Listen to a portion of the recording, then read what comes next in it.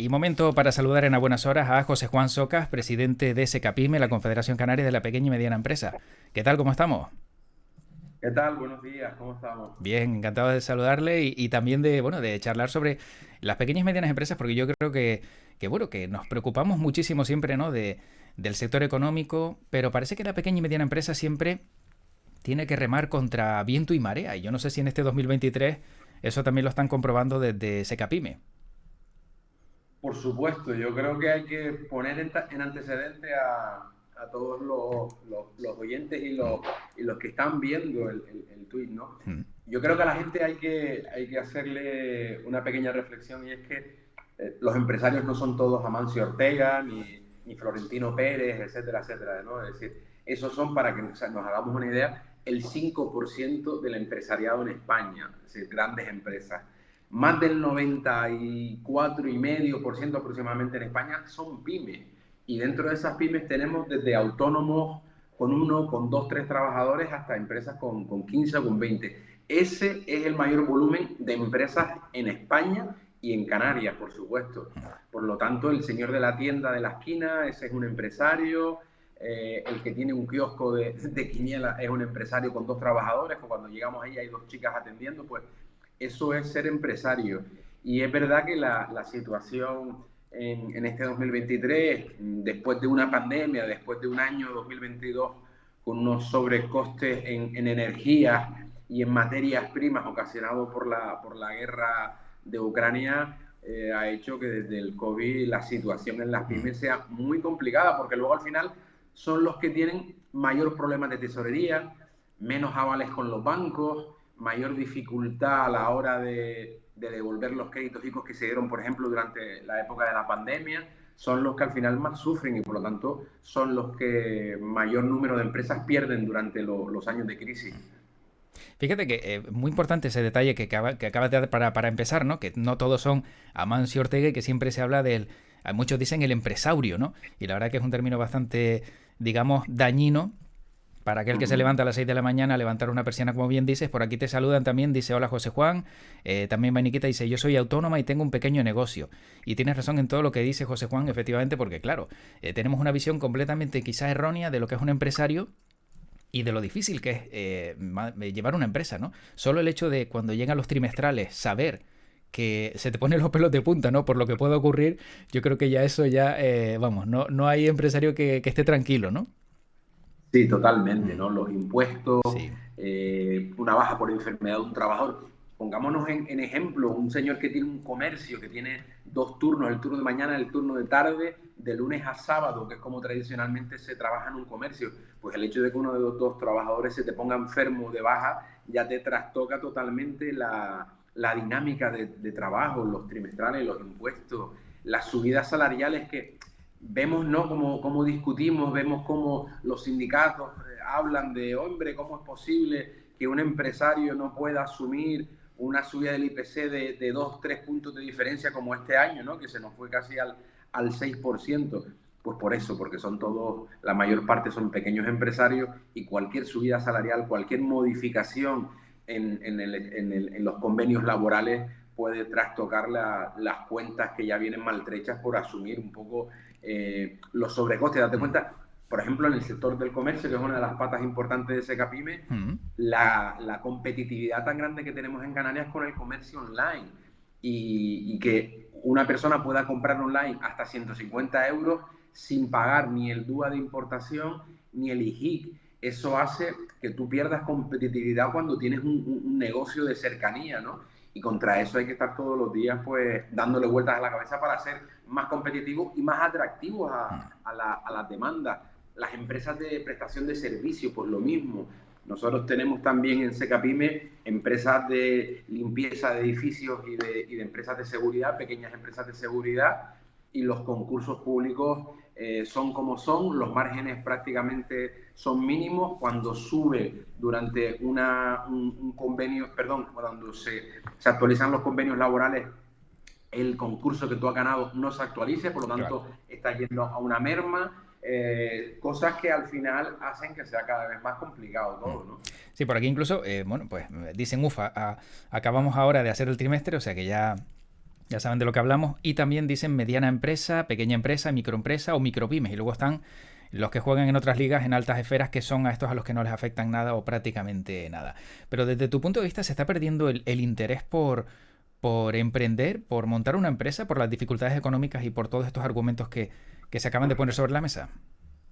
Yo creo que el país lleva una deriva desde hace unos años que afecta posiblemente a gran parte de nuestra juventud, y es que te encuentras cada vez con una frase demoledora, y ya no solamente te lo encuentras a pie de calle, sino te lo encuentras incluso en las propias universidades, y es: yo lo que quiero es opositar, ¿no? Yo terminar unos estudios básicos y presentarme en unas oposiciones, que eso es lo que me va a garantizar el resto de la vida, ¿no? Tener ese sueldo fijo, etcétera. Yo creo que un país en donde creo que la cuota máxima se está alcanzando ya, no sé si salía publicado ayer, como un 60%, ¿no?, de empleo público, me parece que es irnos con un retraso importante, ¿no?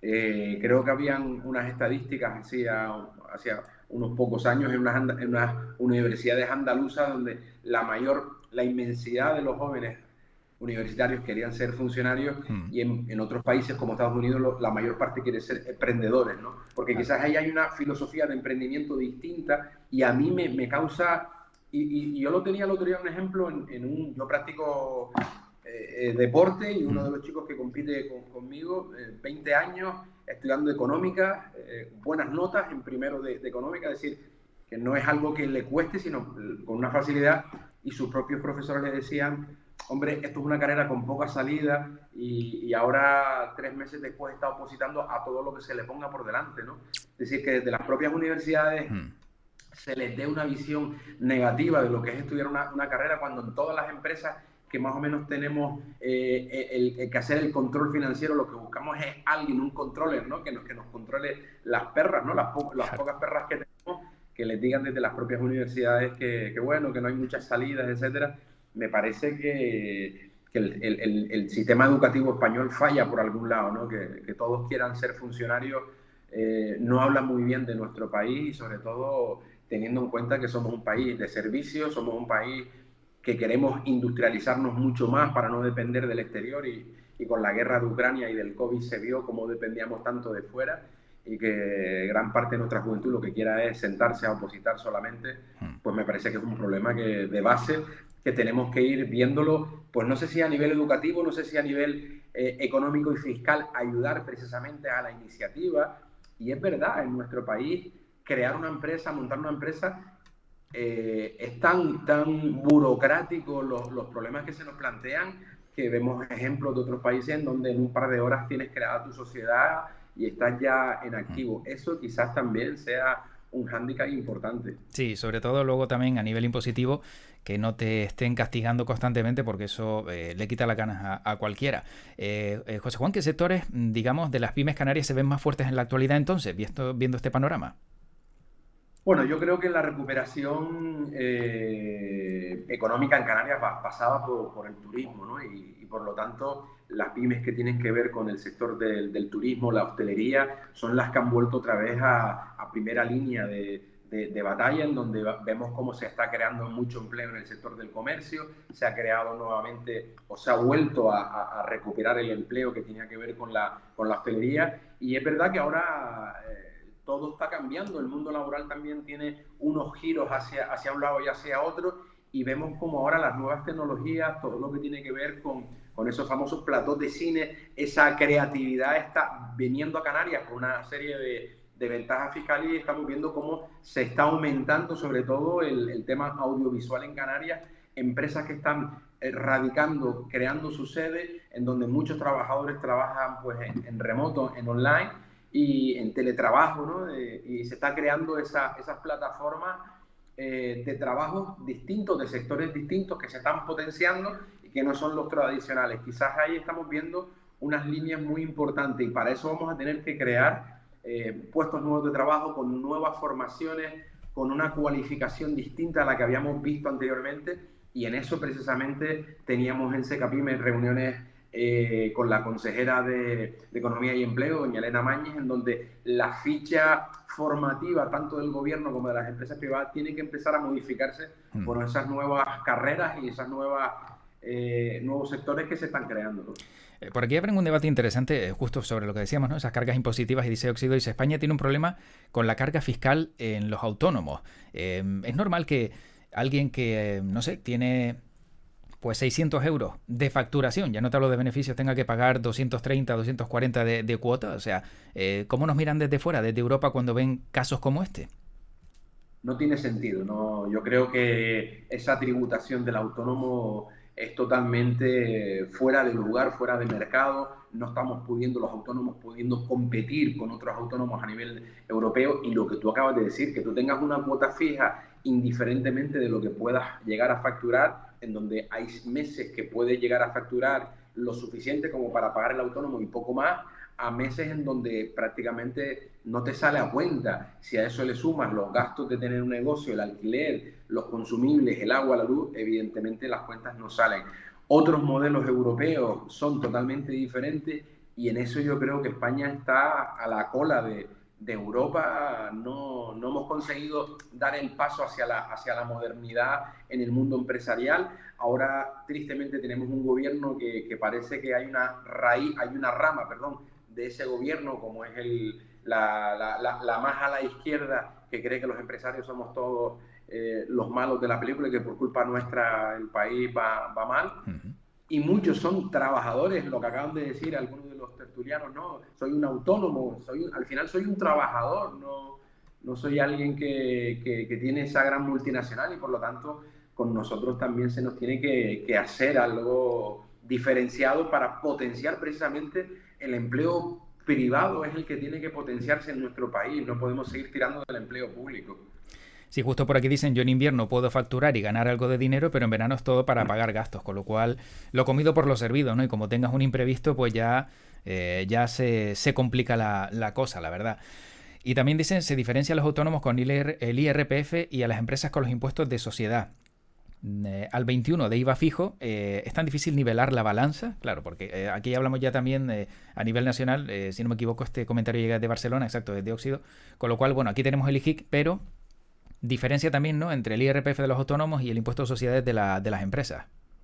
Sí, sí, totalmente. Y luego vemos cómo tenemos herramientas como puede ser la RIC, ¿no? La dotación a la Reserva de Inversiones en Canarias, que sirve evidentemente para un colectivo de empresas que puedan llegar a final de mes y obtener algo de beneficio, pero evidentemente esas herramientas no van a llegar nunca al autónomo, por lo tanto, porque sus márgenes prácticamente son, como lo acaban de decir, lo comido por los servicios. Por lo tanto debería de existir también esos incentivos fiscales para las pequeñas y medianas empresas y para incluso los autónomos. Yo creo que en eso también el gobierno de Canarias tiene mucho que decir. Nosotros en Secapime, por ejemplo, para que nos hagamos una idea, venimos reclamando que el impuesto de la IEN sea un impuesto justo, en donde el gobierno recauda mucho dinero y en donde hace que perdamos competitividad las empresas, por ejemplo, del sector de la importación, y que eso repercuta directamente en el producto final en Canarias, ¿no? En la cesta de la compra, esa famosa cesta de la compra que venimos diciendo. ¿Por qué es tan cara? Pues es tan cara porque prácticamente importamos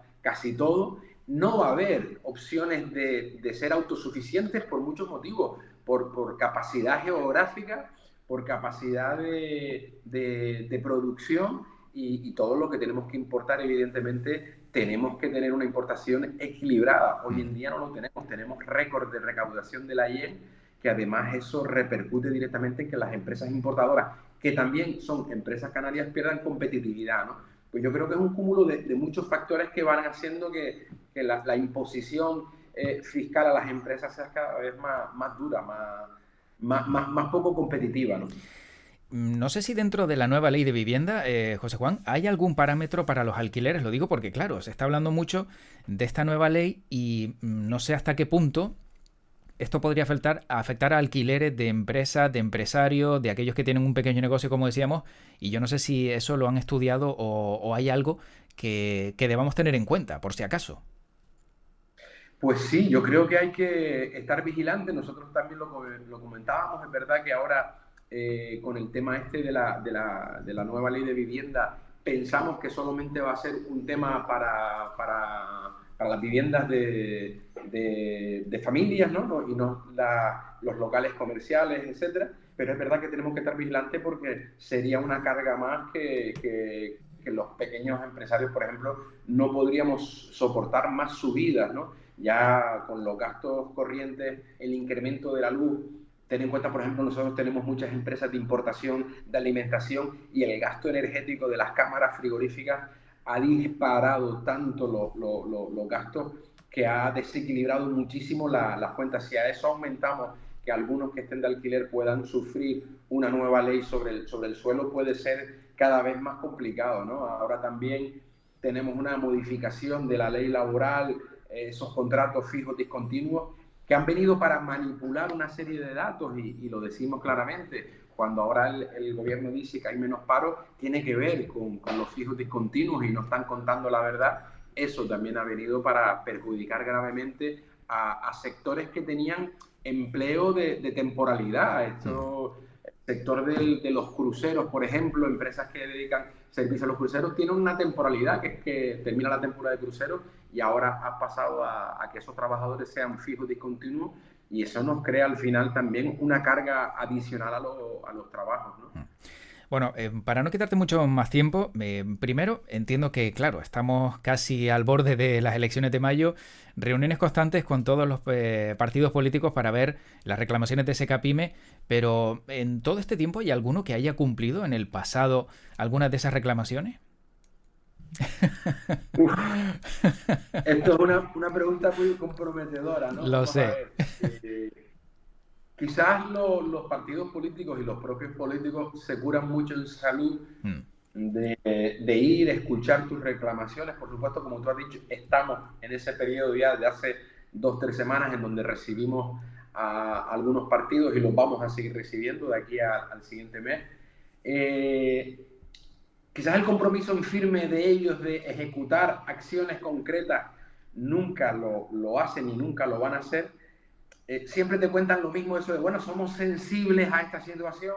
Te pongo el ejemplo de la IEN, ¿no? Todos han venido a contarte que la IEN es un impuesto que hoy en día es muy injusto porque no está bien regulado y por lo tanto habría que sentarse a regularlo. Ninguno de ellos te va a decir que quiere quitarlo porque no deja de ser una herramienta financiera de ingresos para una consejería.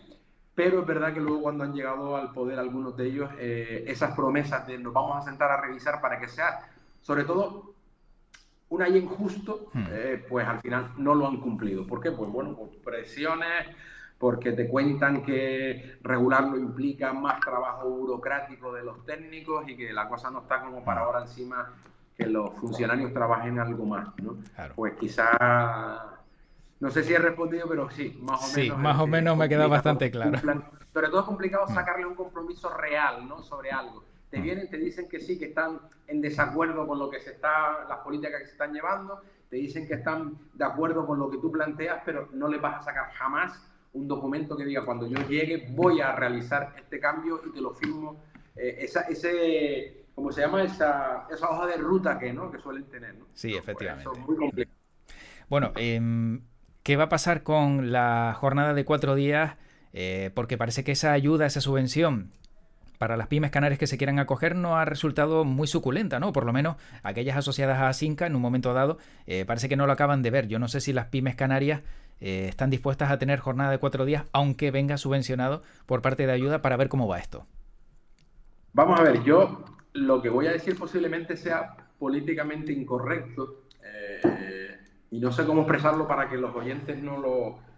aunque veo que hay mucho empresario. Vamos a ver, yo creo que es una medida totalmente política y de cara a las elecciones, en donde se le está transmitiendo a la gente que van a cobrar exactamente lo mismo, pero van a trabajar menos.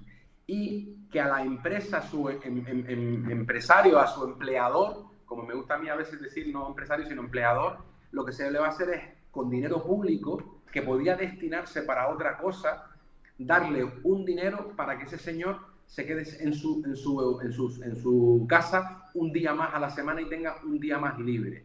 Esa puede ser quizás una lectura así como muy... Hombre, estás haciendo una lectura demasiado no sé cómo expresarla, pero es verdad que es una realidad. Es decir, con dinero público se nos quiere dar dinero a las empresas para que durante un tiempo determinado, ojo, un tiempo determinado, le demos un día más libre a los trabajadores. Yo no sé quién saca beneficio de eso. Entiendo es que el trabajador que dirá, hay un gobierno que dice que ahora voy a trabajar un día menos y que le va a dar dinero a mi jefe para que yo trabaje un día menos y esté un día más en casa. Eso, en mi opinión, genera, por un lado, cuando se acabe esa subvención, el trabajador tiene un derecho adquirido que no vas a volver a reconducir, porque ha adquirido un derecho y legalmente va a seguir trabajando 4 días. 2, estamos creando una sociedad en donde la filosofía del esfuerzo cada vez va a menos. Y eso es importante con las nuevas generaciones que se nos plantean, en donde queremos además que la gente emprenda, que la gente se esfuerce y que consiga sus mayores metas.